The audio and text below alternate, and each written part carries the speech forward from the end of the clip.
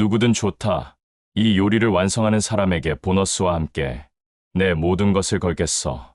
미슐랭 인스펙터가 30분 후 도착하는데 핵심 셰프 2명이 식중독으로 쓰러졌다. 20년간 꿈꿔온 3스타가 이 순간에 무너질 위기, 장 피에르는 절망에 빠졌다. 저기요. 혹시 제가 도와드릴까요? 청소복을 입은 정우가 조용히 말했다. 주방의 모든 셰프들이 일제히 돌아보며 믿을 수 없다는 표정을 지었다. 여러분 지금 영상을 듣고 계신다면 무료 구독과 좋아요를 눌러주세요. 여러분의 구독과 좋아요는 사랑입니다. 파리 16구 트로카데로 광장 근처 에펠탑이 한눈에 내려다 보이는 최고급 주택가에 위치한 미슐랭 3스타 레스토랑 르그랑 팔레의 주방에서 새벽 4시마다 시작되는 한 청년의 하루가 있었습니다. 김정우 27세. 그의 하루는 다른 사람들이 잠들어 있는 시간에 시작되어 모든 사람들이 활동하는 낮 시간에 끝나는 기이한 리듬으로 돌아가고 있었습니다. 2년 전만 해도 그는 전혀 다른 세상의 주인공이었습니다. 경희대학교 조리학과를 수석으로 졸업한 것은 물론이고 재학 중에 이미 여러 요리 대회에서 금상을 휩쓸며 차세대 한국 요리계의 별로 주목받았습니다. 특히 그의 미각은 타고난 것이었습니다. 한번 맛본 요리의 모든 재료와 조리법을 정확히 분석해낼 수 있는 능력, 수백 가지 향 신료의 미묘한 차이를 구분해내는 후각, 그리고 그 모든 것을 조화롭게 결합시키는 창의력까지 갖춘 진정한 천재였습니다. 졸업 후 그는 프랑스 요리의 성지 파리 르 코르동 블루로 향했습니다.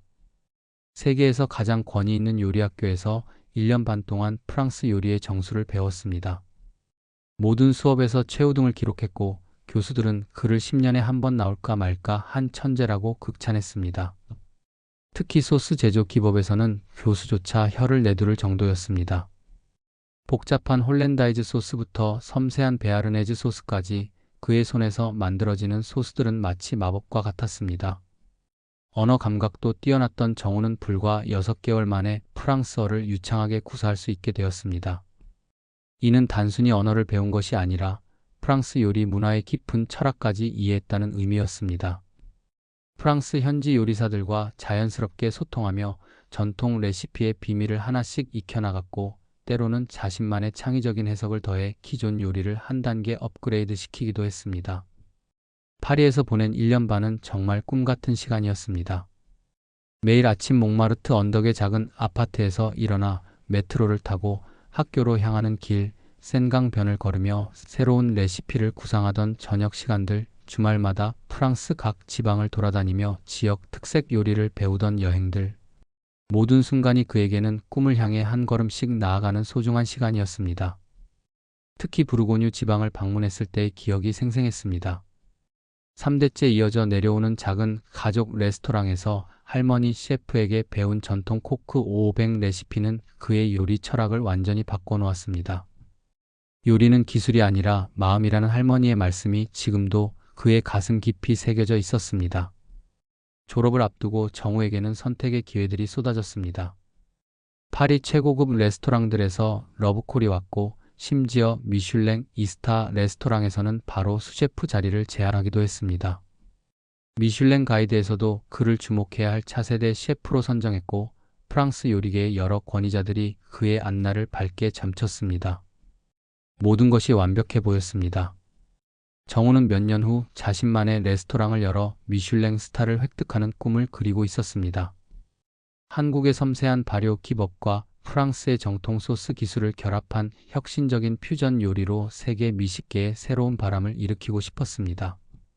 하지만 운명은 한순간에 모든 것을 뒤바꿔 놓았습니다. 서울에서 25년간 한식당 체인 정간의 한상을 운영하시던 아버지 김동현 씨가 예상치 못한 대형 사고에 휘말린 것입니다.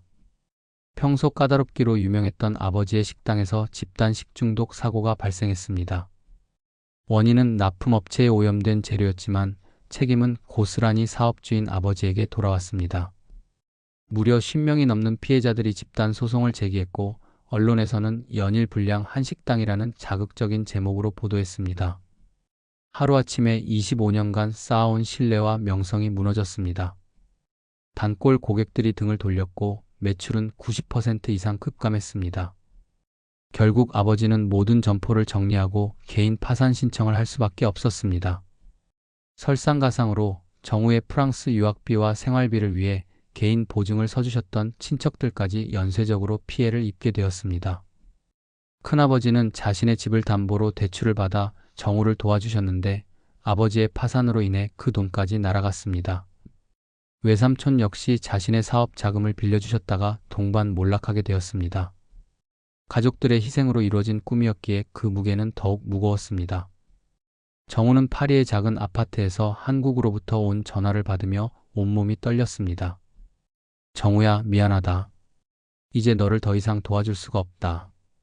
60세가 넘은 아버지의 목소리에는 25년간 쌓아온 자부심이 완전히 꺾인 절망감이 묻어났습니다.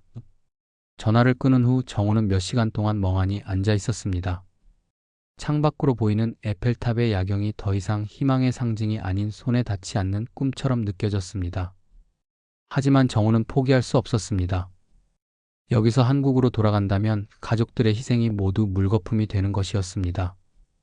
그래서 그는 부모님께 거짓말을 하기로 결심했습니다.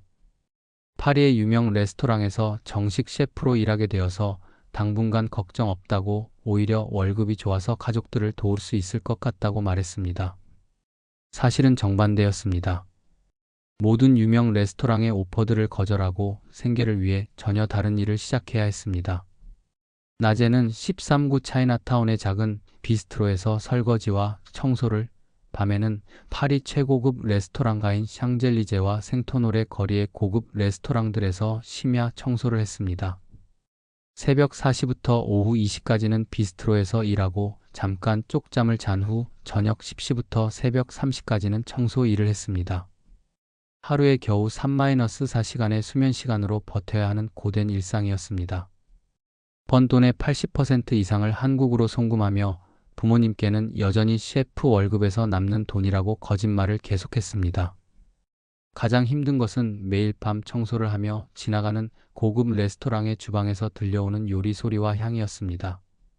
불과 몇 달 전까지만 해도 자신이 서 있던 그 자리, 자신이 만들던 그 요리들, 모든 것이 꿈처럼 멀게만 느껴졌습니다. 그렇게 정우의 새로운 삶이 시작되었습니다. 천재 셰프에서 심야 청소부로, 미슐랭의 주목을 받던 요리사에서 투명인간 취급받는 이방인으로. 하지만 그는 포기하지 않았습니다. 언젠가는 반드시 다시 자신의 자리로 돌아가겠다는 의지만으로 버텨나갔습니다. 파리의 11월은 특히 춥고 우울했습니다. 오후 4시만 되어도 어둠이 내리기 시작하는 이 시기에 정우의 하루는 오히려 더욱 바빠졌습니다. 낮 시간 비스트로에서의 설거지 일을 마치고 집에 돌아와 1-2시간 정도 눈을 붙인 후 저녁 9시부터 시작되는 심야 청소 일을 위해 다시 준비해야 했습니다. 그가 맡은 청소 구역은 파리에서도 가장 화려한 샹젤리제 거리와 생토노레 거리, 그리고 마레 지구의 고급 레스토랑들이었습니다. 아이러니하게도 불과 몇 달 전까지만 해도 그가 동경하며 언젠가 일하고 싶다고 꿈꿨던 바로 그 레스토랑들이었습니다. 이제 그는 그 레스토랑들의 뒷문으로 들어가 아무도 보지 않는 새벽 시간에 바닥을 닦고 쓰레기를 치우는 일을 하고 있었습니다.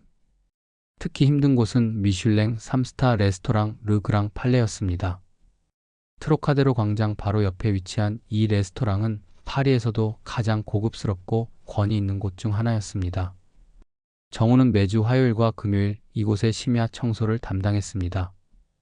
이날도 평상시와 다름없이 저녁 10시 30분경 레스토랑에 도착한 정우는 직원용 출입구로 들어가 청소 장비를 준비했습니다.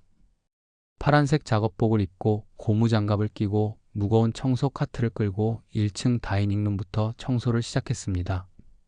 어이, 청소부. 갑자기 들려온 날카로운 목소리에 정우는 고개를 들었습니다. 주방에서 나온 30대 초반의 수셰프 앙투안이었습니다. 키가 크고 마른 체형에 항상 거만한 표정을 짓고 있는 전형적인 파리지앵이었습니다. 그는 정우를 마치 물건을 보듯 차가운 시선으로 바라봤습니다. 주방에 소스 쏟았으니까 빨리 치워. 내일 아침까지 말끔히 정리되어 있어야 해. 정우가 주방으로 가보니 바닥에 진한 갈색의 베샤멜 소스가 넓게 퍼져 있었습니다. 단순한 실수로 흘린 것이 아니라 일부러 쏟은 것처럼 보였습니다. 소스가 이미 굳기 시작해 바닥에 달라붙어 있었고 주변 조리대 아래까지 흘러가 있었습니다. 네, 바로 치우겠습니다. 정우는 묵묵히 청소 도구를 가져왔습니다. 먼저 휴지로 겉면에 소스를 닦아낸 후 따뜻한 물과 세제를 이용해 바닥을 문질러야 했습니다. 무릎을 꿇고 한 손으로는 바닥을 닦고 다른 한 손으로는 조리대 아래 구석진 곳까지 세심하게 청소했습니다. 그 모습을 지켜보던 앙투아는 동료들을 불러 모았습니다. 주방에 있던 다른 셰프들과 서빙 스태프들이 하나둘씩 모여들어 정우를 구경하기 시작했습니다. 아시아인들이 왜 파리에 와서 이런 일을 하는 거지? 앙투안이 비웃으며 말했습니다. 프랑스 요리는커녕 제대로 된 요리도 할 줄 모를 텐데. 그러게 말이야. 아마 한국에서 라면이나 끓이다가 온 거 아닐까? 옆에 있던 소믈리에 마크가 끼어들었습니다. 동양 음식은 다 비슷비슷하잖아. 그냥 매운맛에 마늘 들어간 거. 진짜 요리라고 할 수도 없지. 우리 프랑스 요리에 비하면 그냥 집밥 수준이야. 파티시에 클로드가 거들었습니다. 정우의 손이 떨렸습니다. 그들이 하는 말 하나하나가 가슴에 비수처럼 박혔습니다. 사실 그의 요리 실력은 그 자리에 있는 누구보다도 뛰어났습니다. 르 코르동 블루에서 1년 반 동안 배운 정통 프랑스 요리 기법은 물론이고 소스 제조에서는 교수들조차 감탄할 정도의 실력을 갖고 있었습니다. 지금 바닥에 흘려진 베샤멜 소스 같은 것은 그에게는 기초 중의 기초에 불과했습니다. 하지만 지금 그는 그저 청소부일 뿐이었습니다. 아무리 뛰어난 실력을 가지고 있어도 아무리 훌륭한 경력이 있어도 지금 이 순간 그의 정체성은 새벽에 바닥을 닦는 청소부에 불과했습니다. 야, 좀 더 세게 문질러. 소스가 아직도 남아있잖아. 앙투안이 정우의 머리 위에서 내려다보며 지시했습니다. 정우는 더욱 열심히 바닥을 닦았습니다. 무릎이 아프고 허리가 뻐근했지만 참았습니다. 그들의 조롱과 비웃음 소리가 귓가에 계속 맴돌았지만 묵묵히 일을 계속했습니다. 그런데 얘는 프랑스어를 좀 하는 것 같은데? 마크가 궁금해하며 물었습니다. 아, 그냥 관광객들이나 쓰는 수준이겠지. 번주 머시 정도? 앙투안이 손사래를 쳤습니다. 사실 정우의 프랑스어는 거의 원어민 수준이었습니다. 르 코르동 블루에서 공부할 때 프랑스어로 수업을 듣고 토론하며 교수들과 복잡한 요리 이론에 대해 논쟁을 벌일 정도였습니다. 하지만 지금 그런 것들을 드러내고 싶지 않았습니다. 괜히 더 많은 관심을 끌어서 더 큰 굴욕을 당하고 싶지 않았습니다. 매일 밤이 이런 식이었습니다. 월요일과 수요일에는 생토노레 거리의 라 테이블 도르에서, 화요일과 금요일에는 르그랑 팔레에서, 주말에는 마레 지구의 여러 비스트로들에서 청소를 했습니다. 어느 곳에서든 그를 바라보는 시선은 비슷했습니다. 모멸적이고 무시하는 시선들, 일부러 더럽히고 일부러 흘리는 음식들, 큰 소리로 하는 요리 자랑들. 특히 힘든 것은 주방에서 셰프들이 요리에 대해 토론하는 소리를 들을 때였습니다. 요즘 트리프 소스를 제대로 만들 줄 아는 셰프가 별로 없어. 그러게. 진짜 전통 방식을 아는 사람이 드물어져. 우리 레스토랑만큼 정통 프랑스 요리를 하는 곳도 없지. 그들이 자랑스럽게 얘기하는 기법들은 대부분 정우가 이미 마스터한 것들이었습니다. 트리프 소스는 물론이고 그들이 혁신적이라고 부르는 요리들도 사실은 정우가 르 코르동 블루에서 배운 고전 기법의 변형에 불과했습니다. 때로는 그들이 잘못 이해하고 있는 부분들도 있었지만 정우는 입을 다물고 있을 수밖에 없었습니다. 가장 가슴 아픈 순간은 어느 목요일 밤이었습니다. 라 테이블 도르에서 청소를 하던 중 주방에서 새로운 젊은 셰프가 홀랜다이즈 소스를 만들다가 실패하는 것을 봤습니다. 소스가 분리되어 버린 것이었습니다. 정우는 그 문제를 1분 만에 해결할 수 있는 방법을 알고 있었습니다. 하지만 그는 그저 묵묵히 바닥만 닦을 뿐이었습니다. 아, 또 망쳤네. 홀랜다이즈는 정말 까다로워. 온도 조절이 핵심인데 아직 감이 안 오지. 선배들도 가끔 실패하는데 이건 정말 어려운 소스야. 정우는 걸레를 짜며 생각했습니다. 레몬즙을 조금 더 넣고 차가운 버터를 천천히 휘저으면 금방 복구될 텐데. 하지만 그는 아무 말도 할 수 없었습니다. 때로는 마치 투명인간 취급을 당하기도 했습니다. 정우가 바로 옆에서 청소를 하고 있는데도 셰프들은 개인적인 얘기나 레스토랑의 기밀사항들을 거리낌 없이 얘기했습니다. 마치 정우가 존재하지 않는 것처럼 혹은 프랑스어를 이해하지 못하는 것처럼 행동했습니다. 다음 주에 미슐랭 인스펙터가 온다는 소문이 있어. 정말? 그럼 메뉴 구성을 바꿔야겠네. 특히 메인 코스가 문제야. 요즘 코크 오뱅이 좀 평준화된 것 같아. 부야베스는 어때? 요즘 해산물 질이 좋아졌는데? 정우는 그들의 대화를 들으며 마음이 복잡했습니다. 미슐랭 인스펙터가 온다는 것, 그들이 고민하는 메뉴들, 코크 오뱅과 부야베스의 조리법, 모든 것이 그에게는 너무나 익숙하고 당연한 것들이었습니다. 하지만 지금의 그는 그런 세계와는 완전히 단절된 채로 살아가고 있었습니다. 그래도 정우는 버텼습니다. 한국에 계신 부모님을 생각하면서 말입니다. 매달 송금하는 그 돈이 조금이나마 가족에게 도움이 되고 있다고 생각하니까요. 부모님께는 여전히 파리의 유명 레스토랑에서 셰프로 일하고 있다고 거짓말을 하고 있었지만 언젠가는 그 거짓말이 진실이 되는 날이 올 것이라고 믿었습니다. 매일 밤 청소를 마치고 집에 돌아가는 길, 정우는 샹젤리제 거리를 걸으며 다짐했습니다. 언젠가는 꼭 다시 요리사로 돌아가겠다. 이 모든 굴욕을 견뎌내고 반드시 내 꿈을 이루겠다. 그 다짐만이 그를 버티게 하는 유일한 힘이었습니다. 하지만 그날이 이렇게 빨리, 그것도 가장 예상치 못한 방식으로 찾아올 줄은 아무도 몰랐습니다. 11월의 마지막 주 목요일, 파리 8구 몽소 공원 근처에 위치한 미슐랭 이스타 레스토랑 라 테이블 도르는 평소와 다른 긴장감이 감돌고 있었습니다. 오후 5시부터 시작된 저녁 서비스 준비 시간, 총괄 셰프 장 피에르 디부아의 얼굴에는 심각한 표정이 어려 있었습니다. 장 피에르는 파리 요리계에서 20년 넘게 활동해온 베테랑 셰프였습니다. 35세의 나이에 미슐랭 이스타를 획득한 것도 이례적이었지만 그의 진짜 꿈은 3스타였습니다. 프랑스 요리사에게 미슐랭 3스타는 단순한 평가를 넘어선 명예이자 존재 증명이었습니다. 전 세계의 3스타 레스토랑은 100개 남짓에 불과했고 그 중에서도 파리에 있는 3스타 레스토랑들은 요리계의 성지와 같은 곳이었습니다. 셰프님, 오늘 저녁 예약 상황입니다. 레스토랑 매니저 소피가 예약 목록을 들고 다가왔습니다. 총 45테이블 중 43테이블이 예약되었고 특별히 주목할 만한 손님들이 몇 분 계십니다. 장 피에르는 목록을 훑어보았습니다. 프랑스 재무장관, 유명 영화배우, 그리고 한 이름에서 그의 시선이 멈췄습니다. 두보이스 2인 테이블 7번. 이거 혹시? 네, 맞습니다. 소피가 긴장한 목소리로 확인했습니다. 미슐랭 가이드북의 수석 인스펙터 알랭 뒤부아입니다. 가명을 쓰셨지만 저희가 확인했습니다. 장 피에르의 심장이 빨라졌습니다. 알랭 뒤부아는 미슐랭 가이드에서 가장 권위 있는 인스펙터 중 한 명이었습니다. 그의 평가 한마디로 레스토랑의 운명이 좌우될 수 있었습니다.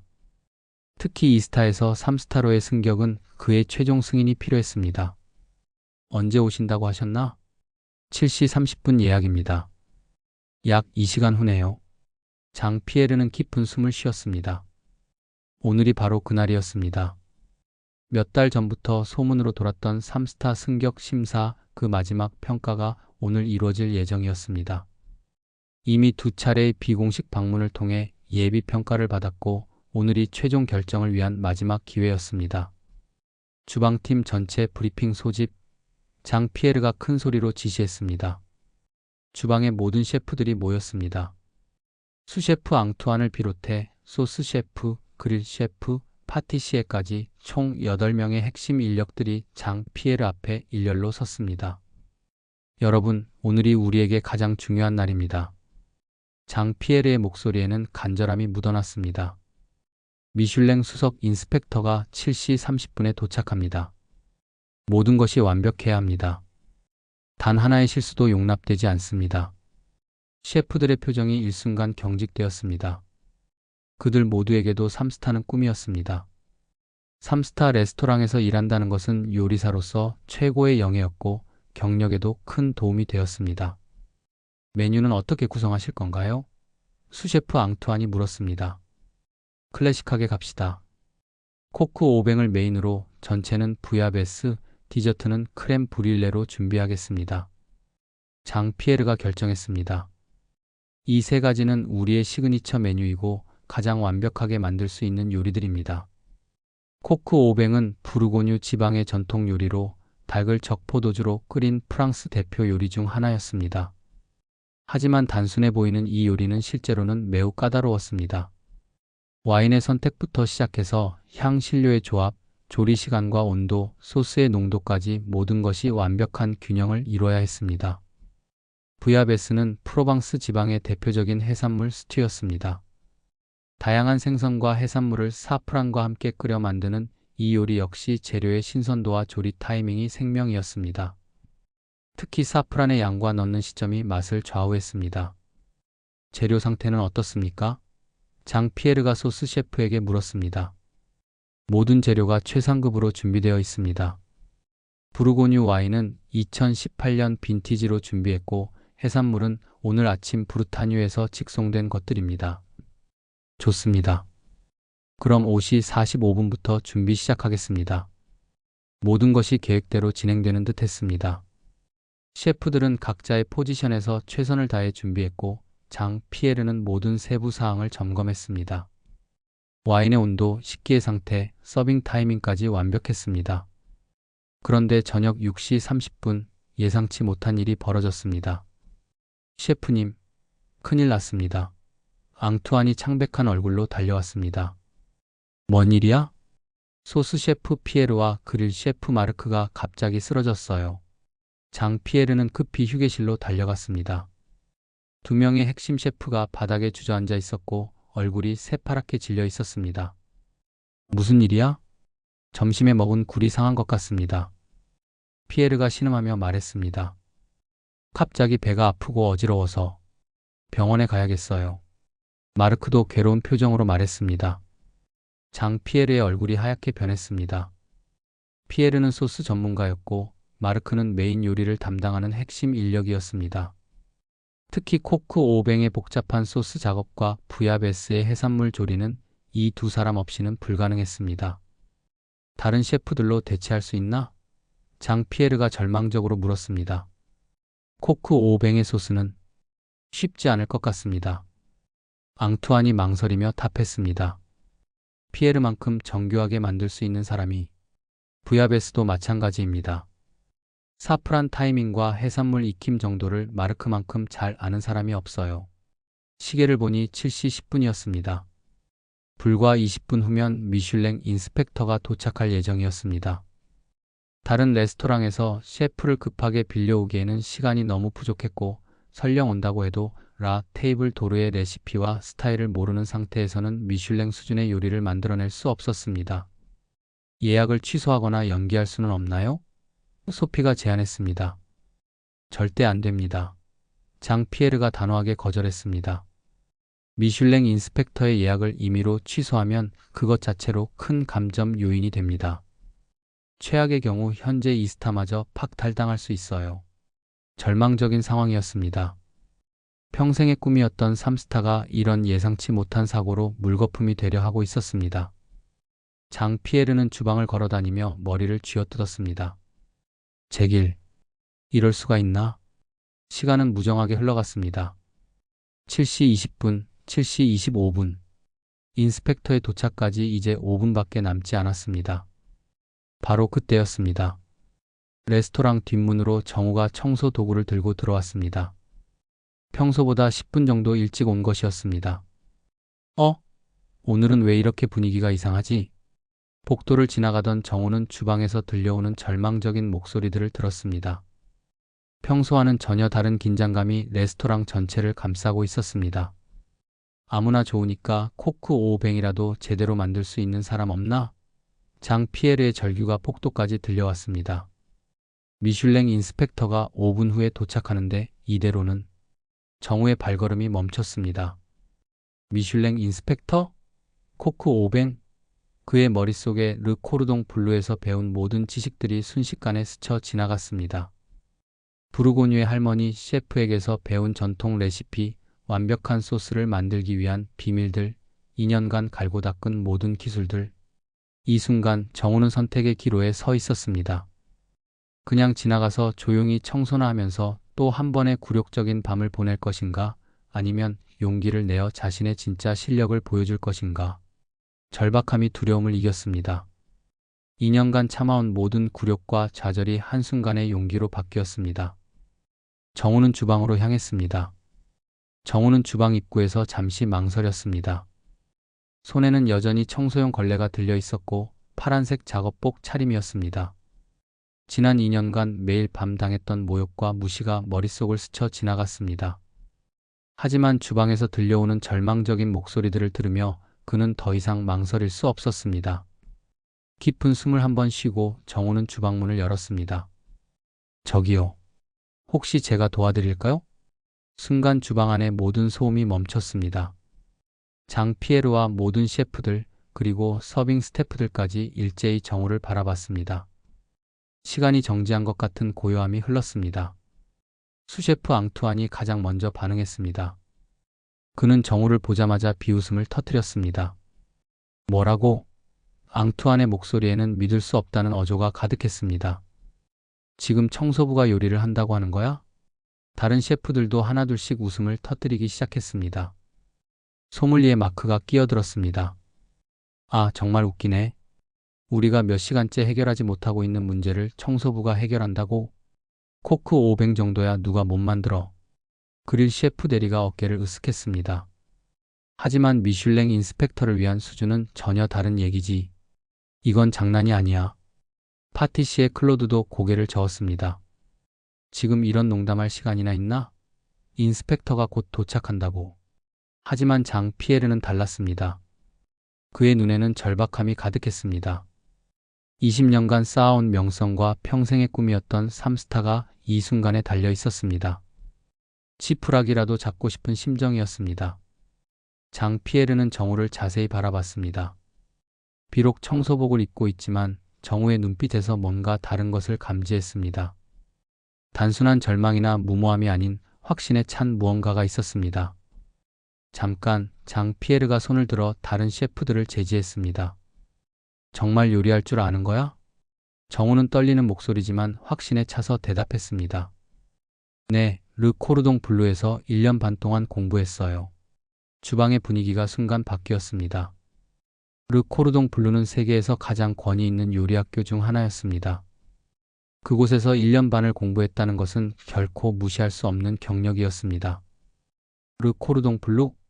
장 피에르의 눈빛이 달라졌습니다. 정말이야? 네, 프랑스 요리 마스터 과정을 마쳤습니다. 정우가 더욱 확신에 찬 목소리로 말했습니다. 앙투안이 여전히 의심스러워했습니다. 증명할 수 있어? 졸업장이라도 있나? 지금은 가져오지 않았지만 정우가 말하다가 멈췄습니다. 그리고 완전히 다른 접근을 시도했습니다. 코크 오뱅을 만드는데 어떤 문제가 있으신가요? 장 피에르가 급하게 설명했습니다. 소스 조리를 담당하던 셰프가 식중독에 걸렸어. 특히 와인 소스의 농도 조절과 향신료 균형이 문제야. 부야베스도 마찬가지고. 정우는 잠시 생각하더니 차분하게 말했습니다. 코크 오뱅의 핵심은 와인의 알코올을 완전히 날리면서도 깊은 맛을 유지하는 것이고 부야베스는 사프란을 넣는 타이밍과 해산물별 조리 시간 차이를 맞추는 것이죠. 이 말에 주방의 모든 셰프들이 순간 조용해졌습니다. 정우가 말한 것은 정확히 두 요리의 핵심 포인트들이었습니다. 이는 단순히 레시피를 아는 수준이 아니라 요리의 본질을 이해하고 있다는 뜻이었습니다. 장 피에르는 더 이상 망설이지 않았습니다. 시계를 보니 7시 28분이었습니다. 인스펙터가 2분 후면 도착할 예정이었습니다. 좋아. 장 피에르가 결단을 내렸습니다. 어차피 다른 방법도 없다. 해봐. 그는 앞치마를 벗어 정우에게 던졌습니다. 하지만 만약 실패하면 책임은 내가 져야 해. 정우는 떨리는 손으로 앞치마를 받았습니다. 파란색 청소복 위에 하얀 셰프 앞치마를 두르는 순간 마치 2년 전의 자신으로 돌아가는 것 같았습니다. 주방에 들어서자 익숙한 향신료 냄새와 조리 도구들이 그를 반겼습니다. 시간이 얼마나 있나요? 정우가 물었습니다. 인스펙터가 곧 도착해. 주문을 받고 서빙까지 최대 30분이야. 장 피에르가 긴장한 목소리로 답했습니다. 충분합니다. 정우는 자신감 있게 말했습니다. 주방의 다른 셰프들은 여전히 의심스러운 표정이었습니다. 앙투안이 비꼬듯 말했습니다. 30분에 코크 오뱅과 부야베스를 동시에 꿈깨. 하지만 정우는 이미 움직이기 시작했습니다. 먼저 냉장고를 열고 재료들을 확인했습니다. 신선한 닭, 부르고뉴 와인, 양파, 당근, 샐러리, 마늘, 타임, 베이리프. 코크 오뱅에 필요한 모든 재료가 최상급으로 준비되어 있었습니다. 해산물 코너에서는 오늘 아침 브르타뉴에서 온 신선한 생선들, 홍합, 새우, 랍스터, 그리고 가장 중요한 사프란까지 완벽하게 준비되어 있었습니다. 재료 상태가 훌륭하네요. 정우가 감탄하며 말했습니다. 그는 먼저 조리 계획을 세웠습니다. 두 요리를 동시에 진행하려면 정확한 타이밍이 필요했습니다. 부야베스의 육수를 먼저 시작하고 그 사이에 코크 오뱅의 기본 준비를 하고 그 다음에 두 요리를 병행해서 마무리하는 것이 최적의 방법이었습니다. 정우는 먼저 큰 칼을 들었습니다. 그의 첫 번째 칼질을 본 순간 주방의 분위기가 완전히 바뀌었습니다. 양파를 줄리엔으로 썰어나가는 정우의 손놀림은 완벽했습니다. 일정한 두께, 정확한 각도, 빠른 속도. 이는 수년간의 전문 훈련을 받은 사람만이 할 수 있는 칼질이었습니다. 저건 앙투안이 중얼거렸습니다. 당근을 부르누아즈 다이스로 자르는 정우의 기법을 본 소스 셰프 대리가 입을 다물지 못했습니다. 정확히 3정사각형으로 잘려나가는 당근 조각들은 마치 기계로 자른 것처럼 균일했습니다. 와! 파티시에 클로드가 감탄사를 내뱉었습니다. 정우는 닭을 부위별로 분해하기 시작했습니다. 관절을 정확히 찾아 뼈를 손상시키지 않으면서도 깔끔하게 분리해내는 기술은 르 코르동 블루에서 배운 정통 프랑스 기법이었습니다. 프랑스식 디조인팅이야. 장 피에르가 놀라며 말했습니다. 저건 최소 2-3년은 배워야 할 수 있는 기술인데. 이제 주방의 모든 사람들이 정우의 움직임을 지켜보고 있었습니다. 의심과 조롱은 사라지고 대신 놀라움과 기대감이 자리를 차지했습니다. 정우는 두 개의 팬을 동시에 화구에 올렸습니다. 한쪽에는 올리브 오일과 버터를 두르고 닭고기를 굽기 시작했고 다른 쪽에는 해산물 육수를 위한 생선 뼈와 새우 껍질을 볶기 시작했습니다. 주방에 진짜 요리의 향이 퍼지기 시작했습니다. 닭고기가 황금빛으로 익어가는 소리, 해산물에서 나오는 깊은 바다향. 이 모든 것이 조화롭게 어우러지며 레스토랑 전체에 퍼져나갔습니다. 믿을 수 없어. 장 피에르가 중얼거렸습니다. 저 사람 정말 프로야. 바로 그때 레스토랑 정문에서 벨소리가 울렸습니다. 미슐랭 인스펙터가 도착한 것입니다. 레스토랑 정문에 벨소리가 울리는 순간 주방의 긴장감은 절정에 달했습니다. 장 피에르의 얼굴에는 식은땀이 맺혔고 다른 셰프들도 숨을 죽인 채 정우의 요리를 지켜보고 있었습니다. 20년간 쌓아온 명성과 평생의 꿈이 지금 이 순간 한 명의 청소부였던 청년의 손에 달려 있었습니다. 인스펙터님이 도착하셨습니다. 매니저 소피가 주방으로 급히 들어와 보고했습니다. 테이블 7번에 안내해드렸고 메뉴를 보고 계십니다. 장 피에르는 정우를 바라보며 간절한 눈빛을 보냈습니다. 정말 괜찮겠어? 걱정 마세요. 정우는 두 개의 펜을 동시에 조작하며 차분하게 답했습니다. 지금 단계가 가장 중요한 시점입니다. 정우는 먼저 닭고기가 완벽한 황금빛이 될 때까지 구웠습니다. 겉면이 카라멜라이징 되어 깊은 풍미가 형성되는 것이 코크 오뱅의 첫 번째 비밀이었습니다. 동시에 다른 팬에서는 해산물 육수를 위한 베이스가 만들어지고 있었습니다. 생선뼈와 새우 껍질에서 나오는 진한 향이 주방 전체를 감쌌습니다.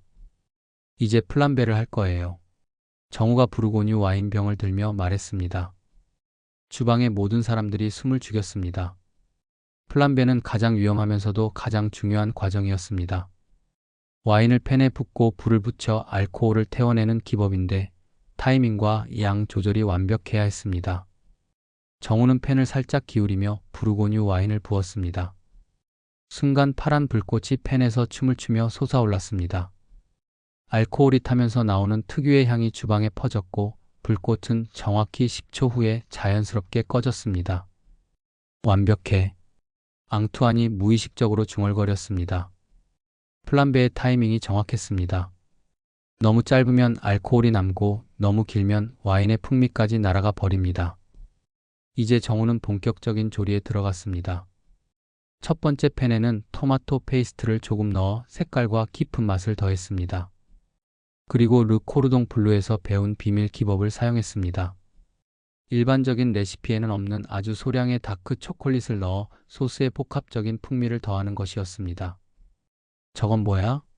소스 셰프 대리가 궁금해했습니다. 초콜릿입니다. 정우가 집중하며 답했습니다.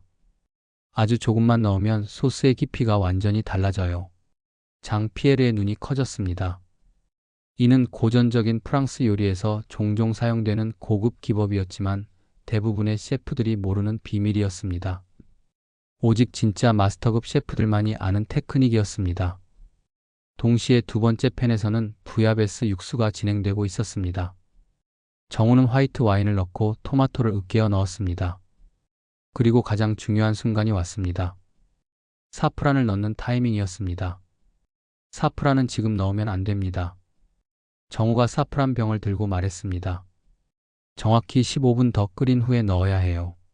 그래야 색깔과 향이 완벽하게 우러납니다. 이 말을 들은 소믈리에 마크가 감탄했습니다. 맞아, 대부분의 셰프들이 사프란을 너무 일찍 넣어서 색깔은 나지만 향이 약해져. 정우는 두 요리를 완벽한 타이밍으로 조절해 나갔습니다. 코크 오뱅에는 닭 육수와 허브 부케 가르니 타임, 베이리프, 파슬리를 묶은 것을 추가했습니다. 동시에 베이컨과 작은 양파들을 별도로 조리해 깊은 맛의 층을 만들어갔습니다. 주방의 모든 셰프들이 정우의 움직임에 완전히 매료되어 있었습니다.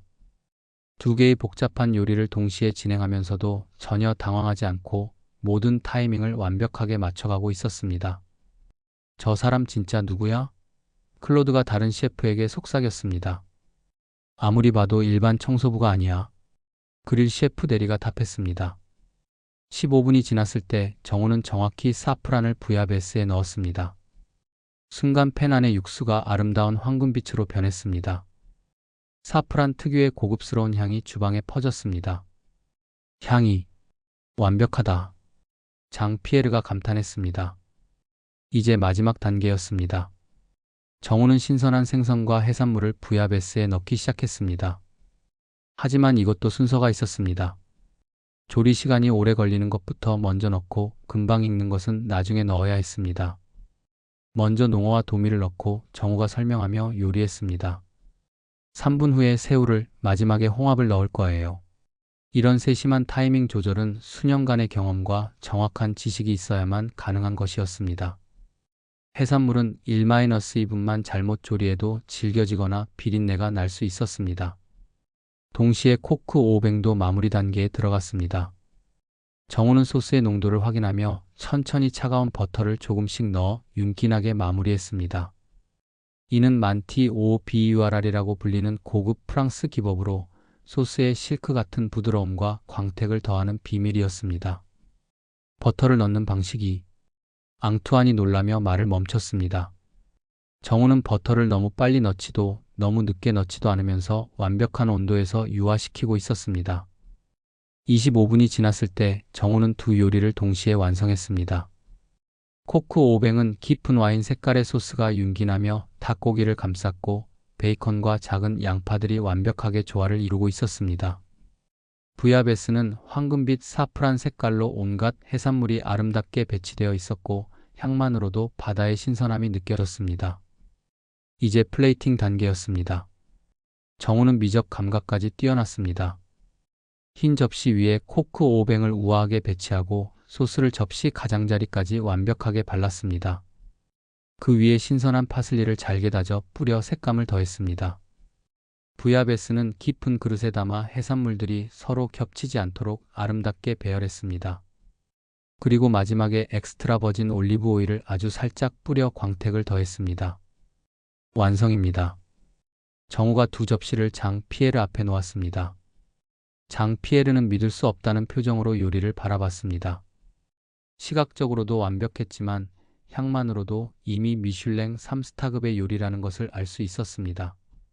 장 피에르가 조심스럽게 코크 오뱅을 맛봤습니다. 닭고기는 부드럽게 익었고 소스는 와인의 깊은 풍미와 함께 복합적인 맛의 층을 만들어내고 있었습니다. 특히 정우가 넣은 다크 초콜릿의 효과로 일반적인 코크 오 뱅과는 차원이 다른 깊이를 보여주고 있었습니다. 이건 믿을 수 없어. 장피에르의 눈이 커졌습니다. 부야베스를 맛본 순간 그의 표정이 완전히 바뀌었습니다.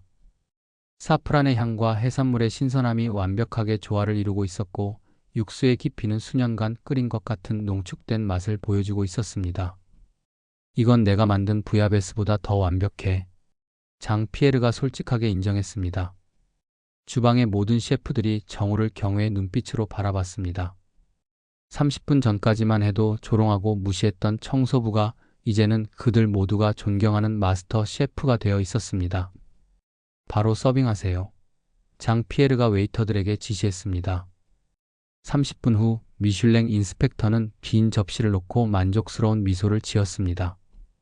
그리고 장피에르를 불러 간단한 코멘트를 남겼습니다. 훌륭했습니다.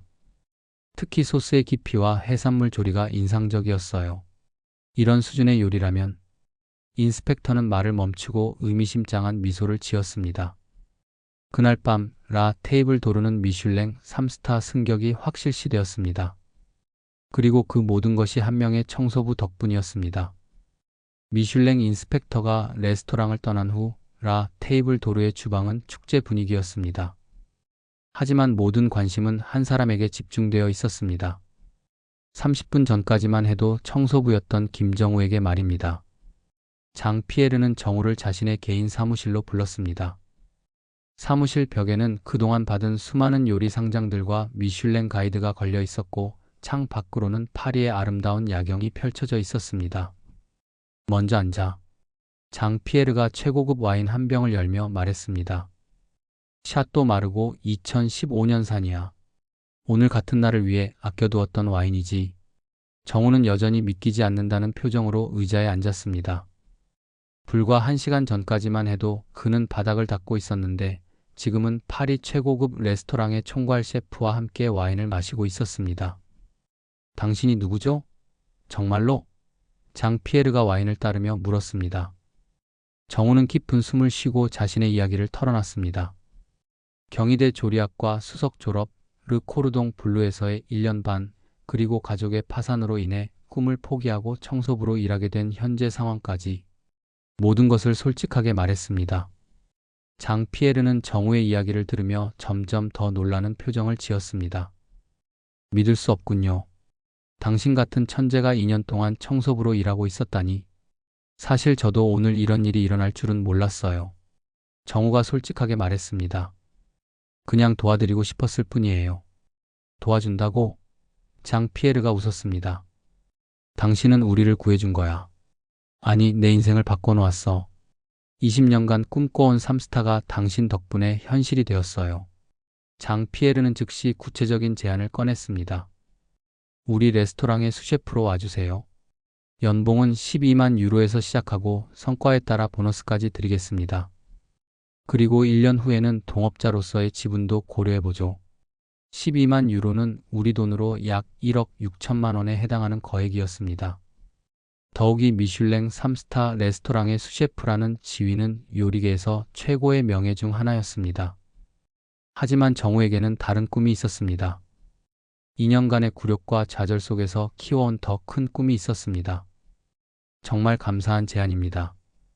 정우가 신중하게 말을 시작했습니다. 하지만 저는 제 레스토랑을 열고 싶어요. 혼자서요?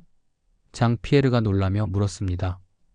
파리에서 레스토랑을 여는 건 정말 쉽지 않은데 자금도 그렇고 허가도 복잡하고 어려워도 해보고 싶어요. 정우의 목소리에는 확신이 차 있었습니다. 한국 요리와 프랑스 요리를 융합한 새로운 스타일의 요리를 만들고 싶습니다. 제 이름으로, 제 요리로 세상에 서고 싶거든요. 장피에르는 정우의 눈빛을 보며 자신의 젊은 시절을 떠올렸습니다. 20년 전 자신도 똑같은 꿈을 가지고 있었습니다. 남의 밑에서 일하는 것이 아니라 자신만의 색깔을 가진 레스토랑을 운영하고 싶다는 꿈을요. 알겠습니다. 장피에르가 미소를 지으며 말했습니다. 그렇다면 다른 방식으로 도와드리죠. 그는 책상 서랍에서 명함첩을 꺼냈습니다. 파리에는 제가 아는 투자자들이 많아요. 유망한 셰프에게 투자하는 것을 전문으로 하는 사람들이죠. 소개해드릴게요. 정말입니까? 물론입니다. 당신 같은 재능을 가진 사람이라면 투자자들이 줄을 설 거예요. 오늘 보여준 실력만으로도 충분해요. 그 후 6개월 동안 정우의 인생은 완전히 바뀌었습니다. 장 피에르의 소개로 만난 투자자들은 정우의 요리를 맛본 후 즉시 투자를 결정했습니다. 특히 한국의 전통 발효 기법과 프랑스의 정통 소스 기술을 결합한 정우의 퓨전 요리는 파리 미식계에 완전히 새로운 충격을 주었습니다. 정우는 마레 지구의 한 모퉁이에 50평 규모의 아담한 공간을 임대했습니다. 16세기 건물을 개조한 이 공간은 고풍스러운 유럽의 분위기와 현대적인 한국의 미니멀리즘이 조화롭게 어우러져 있었습니다. 레스토랑 이름은 서울궁전으로 정했습니다. 한국의 궁중요리 전통과 프랑스의 왕실 요리 문화를 결합한다는 의미였습니다. 메뉴 개발에는 특별한 철학이 있었습니다. 정우는 한국의 전통 발효 음식인 김치, 된장, 고추장의 깊은 맛을 프랑스의 섬세한 소스 기법과 결합했습니다. 예를 들어 고추장을 베이스로 한 소스를 오리 가슴살에 발라 구운 고추장 오리구이나 된장으로 만든 국물에 프랑스 야채를 넣고 끓인 된장 수프 같은 혁신적인 요리들이었습니다. 가장 인기 있는 메뉴는 김치 저온조리 돼지고기였습니다. 전통적인 프랑스 저온조리 기법으로 오랜 시간 낮은 온도에서 조리한 돼지고기에 김치를 곁들인 요리였는데 김치의 신맛과 돼지고기의 부드러운 식감이 완벽하게 조화를 이뤘습니다. 정우는 또한 발효 소스 스테이크, 김치 리조또, 고추장 푸아그라 같은 독창적인 메뉴들을 개발했습니다. 각각의 요리는 한국의 깊은 맛과 프랑스의 정교한 기법이 절묘하게 어우러진 작품들이었습니다. 특히 된장 부야베스는 파리 미식가들 사이에서 화제가 되었습니다. 전통적인 프로방스 부야베스에 한국의 된장을 활용한 독특한 깊은 맛이 일품이었습니다. 사프란 대신 고춧가루를 사용해 붉은 색감을 내면서도 매콤한 뒷맛이 일품인 혁신적인 요리였습니다. 2024년 3월 서울 궁전이 문을 열었습니다. 첫 고객은 정우의 실력을 직접 목격한 장 피에르였습니다. 이런 요리는 처음 먹어봅니다. 장 피에르가 김치 저온조리 돼지고기를 맛보며 감탄했습니다. 한국의 깊은 발효 맛과 프랑스의 섬세함이 이렇게 완벽하게 조화될 줄이야. 정말 혁신적이에요. 함께 온 미슐랭 가이드의 편집장이 말했습니다. 이런 퓨전은 지금까지 본 적이 없어요. 입소문은 빠르게 퍼져나갔습니다. 파리의 유명 음식 블로거들이 서울 궁전을 리뷰하기 시작했고 프랑스 유력 언론들도 파리에 나타난 신개념 한불 퓨전이라며 특집 기사를 실었습니다. 르 피가로 신문은 동서양의 맛이 만나 만들어낸 기적이라고 극찬했고 르몽드는 전통을 존중하면서도 혁신을 추구하는 젊은 셰프라고 평가했습니다. 가장 중요한 순간은 오픈 6개월 후에 찾아왔습니다. 미슐랭 가이드북에서 서울 궁전에 별 하나를 수여한 것입니다. 한국인으로서는 최연소 미슐랭 스타 셰프였습니다. 시상식에서 정우는 간단한 소감을 밝혔습니다. 이 별은 저 혼자 받은 것이 아닙니다. 저를 믿고 지켜봐 주신 모든 분들, 그리고 2년간 저를 단련시켜준 모든 경험들 덕분입니다. 파리의 주요 언론들은 정우의 성공 스토리를 대서특필했습니다. 청소부에서 미슐랭 스타 셰프까지 꿈을 포기하지 않은 젊은 한국인의 기적 같은 제목으로 그의 이야기가 널리 알려졌습니다. 1년 후 서울 궁전은 파리에서 가장 예약하기 어려운 레스토랑 중 하나가 되었습니다. 3개월 전에 예약해야 겨우 테이블을 잡을 수 있을 정도였습니다. 정우는 레스토랑을 더 큰 공간으로 이전했고 직원도 대폭 늘렸습니다. 특히 한국에서 실력 있는 셰프들을 스카우트해와 정통 한국 요리의 기법을 더욱 정교하게 구현할 수 있게 되었습니다. 메뉴도 더욱 다양해졌습니다. 한우 갈비찜, 프랑스식, 막걸리 무스, 인삼 푸딩 같은 디저트까지 개발해 코스 메뉴의 완성도를 높였습니다. 2년 후에는 미슐랭 이스타까지 획득하며 파리 미식계의 새로운 전설이 되었습니다. 이제 정우는 단순한 성공한 셰프가 아니라 새로운 요리 장르를 창조한 혁신가로 인정받았습니다. 사업이 대성공을 거두자마자 정우가 가장 먼저 한 일은 한국의 아버지께 연락하는 것이었습니다. 이번에는 거짓말이 아니었습니다. 정말로 파리에서 성공한 셰프가 된 것이었습니다. 아버지, 저 정말 요리사가 됐어요. 미슐랭 스타도 받았고요. 전화 너머로 아버지의 흐느끼는 소리가 들렸습니다. 정우야, 정말 고생 많았구나. 아버지가 미안해서. 아니에요, 아버지. 모든 게 필요한 과정이었어요. 이제 요리학원 창업 자금 보내드릴게요. 아버지도 다시 시작하세요. 정우는 아버지께 10억 원을 송금했습니다.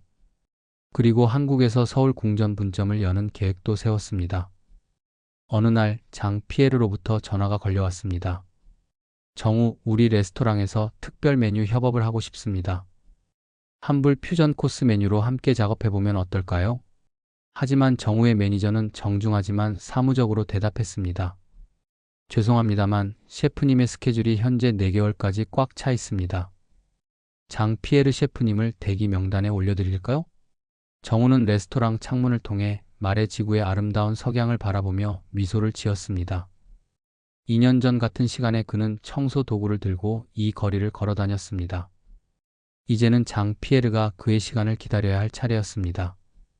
서울 궁전의 벽에는 작은 액자가 걸려 있었습니다. 부르고뉴의 할머니 셰프가 해주셨던 말씀이 한국어로 적혀 있었습니다. 진정한 요리는 기술이 아니라 마음에서 나온다.